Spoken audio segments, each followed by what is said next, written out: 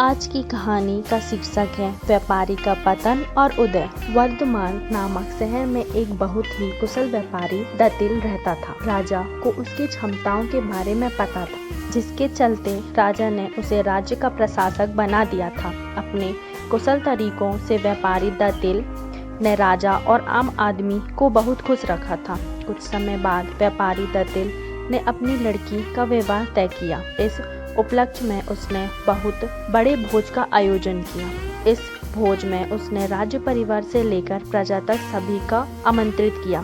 राजघराने का एक सेवक जो महल में झाड़ू लगाता था, वह भी इस भोज में शामिल हुआ, मगर गलती से वह ऐसी कुर्सी पर बैठ गया जो केवल राज परिवार के लिए रखी हुई थी। सेवक को उस कुर्सी पर बैठा देखकर व्यापारी दतिल को गुस्सा आ गया और वह सेवक को धुतकार कर वहां से भगा देता है। सेवक को बड़ी शर्मिंदगी महसूस होती है और वह व्यापारी दतिल को सबक सिखाने का प्रण लेता है। अगले ही दिन सेवक राजा के कक्ष में झाड़ू लगा रहा होता है। वह राजा को अद्रि निद्रा में देखकर बड़बड़ाना शुरू करता है। वह बोलता है, इस व्यापारी दतिल की इतनी मजाल कि वह रानी के साथ दुर्व्यवहार करे। यह सुनकर राजा की नींद खुल जाती है और वह सेवक से पूछता है, क्या यह वाकई में सच है? क्या तुमने व्यापारी दतिल को दुर्व्यवहार करते देखा है?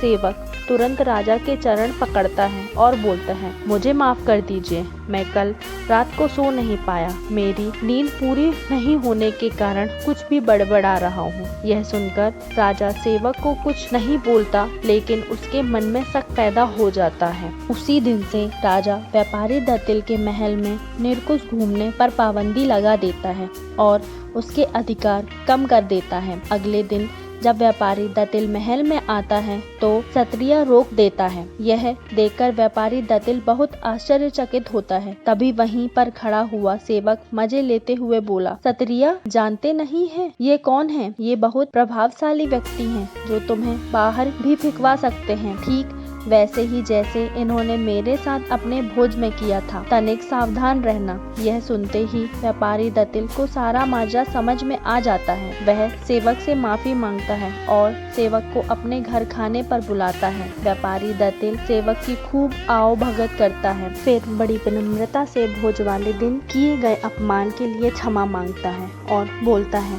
कि उसने जो भी किया गलत किया। सेवक बहुत खुश होता है और व्यापारी दतिल से बोलता है, आप चिंता न करें, मैं राजा से आपका खोया हुआ सम्मान आपको जरूर वापस दिलाऊंगा। अगले दिन राजा के कक्ष में झाड़ू लगाते हुए सेवक फिर बड़बड़ाने लगता है, हे भगवान, हमारा राजा तो इतना मूर्ख है कि वह गुसल खाने में खीर खाता है। यह सुनकर राजा क्रोधित हो जाता है और बोलता है, तुम्हारी ये हिम्मत, तुम अगर मेरे कक्ष के सेवक न होते तो तुम्हें नौकरी से निकाल। सेवक फिर राजा के चरणों में गिर जाता है और दोबारा कभी न बड़बड़ाने की कसम खाता है। राजा भी सोचता है, यह मेरे बारे में इतनी गलत बातें बोल सकता है तो इसने व्यापारी दतिल के बारे में भी गलत बोला होगा। राजा सोचता है कि उसने बेकार में व्यापारी दतिल को दंड दिया।